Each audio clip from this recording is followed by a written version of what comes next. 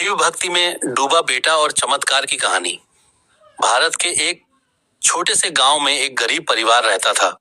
उस परिवार में माँ और उसका एक बेटा था। नाम था मोहन। मोहन बचपन से ही भगवान भगवान शिव का बहुत बड़ा भक्त था। उसकी उम्र भले ही कम थी, लेकिन उसकी श्रद्धा किसी बड़े साधु से कम नहीं थी। मोहन के पिता का देहांत बहुत पहले हो चुका था, इसलिए घर की सारी जिम्मेदारी उसकी माँ पर थी। वह लोगों के घरों में काम करके जैसे तैसे घर चलाती थी। कई बार ऐसा भी होता कि रात को दोनों को बिना खाना खाए ही सोना पड़ता, लेकिन मोहन कभी शिकायत नहीं करता था। हर सुबह वह जल्दी उठता, पास की नदी में स्नान करता और गांव के छोटे से शिव मंदिर में जाकर पूजा करता। वह घंटों वहां बैठकर एयूएम नमः शिवाय का जाप करता रहता। उसकी मासूम भक्ति देखकर मंदिर के पुजारी भी भावुक हो जाते थे। एक दिन उसकी माँ ने उससे कहा, बेटा, तुम इतना समय पूजा में लगाते हो, थोड़ा काम में भी हाथ बटा दिया करो।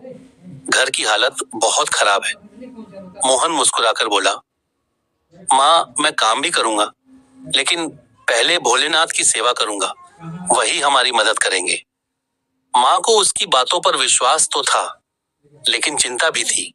गांव के कुछ लोग मोहन का मजाक उड़ाते थे। वे कहते, यह लड़का सिर्फ भगवान के भरोसे बैठा है, इससे कुछ नहीं होगा। लेकिन मोहन को इन बातों से कोई फर्क नहीं पड़ता था। उसका विश्वास अटल था। एक दिन गांव में भयंकर सूखा पड़ गया।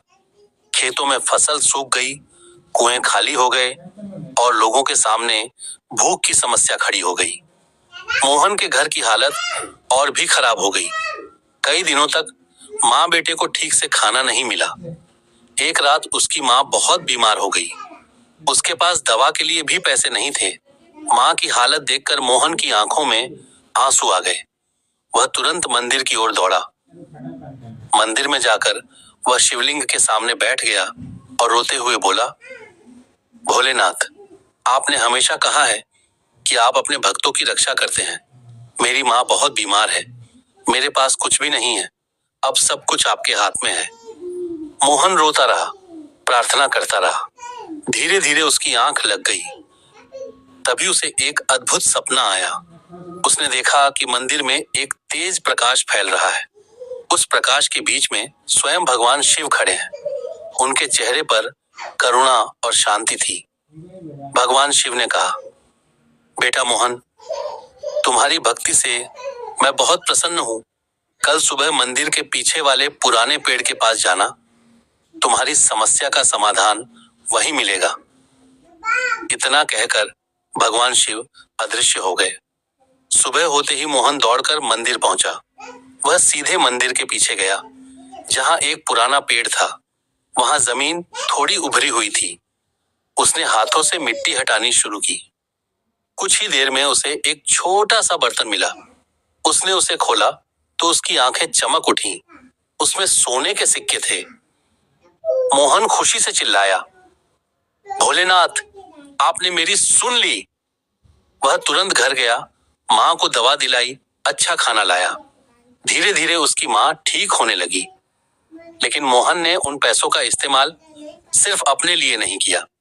उसने गांव के उन लोगों की भी मदद की जो भूख और परेशानी में थे। गांव वाले हैरान रह गए। जो लोग पहले उसका मजाक उड़ाते थे, अब उसके सामने सिर झुकाने लगे। एक दिन गांव के मुखिया ने उससे पूछा, मोहन, तुम्हें यह सब कैसे मिला? मोहन ने मुस्कुराकर कहा, यह सब मेरे भोलेनाथ की कृपा है। सच्ची भक्ति कभी खाली नहीं जाती। धीरे धीरे गांव में बारिश भी शुरू हो गई। सूखा खत्म हो गया। फसलें फिर से हरी हो गईं। लोगों के जीवन में खुशियां लौट आईं। उस रात मोहन को फिर से सपना आया। भगवान शिव उसके सामने प्रकट हुए और बोले, बेटा, तुमने सिर्फ अपने लिए नहीं बल्कि दूसरों के लिए भी सोचा। यही सच्ची भक्ति है। जो दूसरों की मदद करता है, मैं हमेशा उसके साथ रहता हूं। मोहन ने हाथ जोड़कर कहा, भोलेनाथ, मुझे हमेशा अपने चरणों में बनाए रखना। सुबह उठते ही उसकी आंखों में खुशी के आंसू थे। समय बीतता गया। मोहन बड़ा हुआ और पूरे गांव में एक आदर्श इंसान के रूप में जाना जाने लगा। वह हमेशा लोगों की मदद करता और उन्हें भगवान शिव की भक्ति करने के लिए प्रेरित करता। यह कहानी हमें सिखाती है कि सच्ची भक्ति सिर्फ मंदिर में पूजा करने से नहीं होती, बल्कि दूसरों की मदद करने से होती है। जब मन से भगवान को पुकारा जाता है तो वे किसी न किसी रूप में जरूर मदद करते हैं। ऐसे ही और कहानी और कथा सुनने के लिए हमारे चैनल को लाइक, शेयर, फॉलो और सब्सक्राइब करें। धन्यवाद।